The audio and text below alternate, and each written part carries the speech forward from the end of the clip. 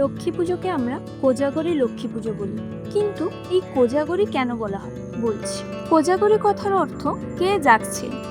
বলা হয় যে লক্ষ্মী পুজোর দিন দেবী লক্ষ্মী প্রত্যেকের বাড়িতে এসে দেখেন যে কারা জেগে দেবীর আরাধনা করছে এবং সেই বাড়িতে দেবী ধনধান্যে ভরিয়ে তোলেন।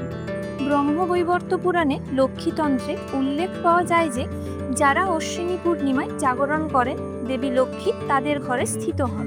এমনকি গৌড়ীয় বৈষ্ণব সমাজে এই রাত্রি কোজাগরী পূর্ণিমা নামে খ্যাত ছিল, কারণ এই দিনেই শ্রী চৈতন্য মহাপ্রভুর আবির্ভাব তিথির কারণে বিশেষ পূজা হতো। পৌরাণিক ইতিহাস ছাড়াও যদি আমরা সামাজিক কারণ দেখি তাহলে কৃষিভিত্তিক বাংলায় এই সময় ফসল ওঠে, তাই মানুষ ফসলের দেবী লক্ষ্মীর কাছে কৃতজ্ঞতা প্রকাশের জন্য সারা রাত জেগে তাঁর উপাসনা করে।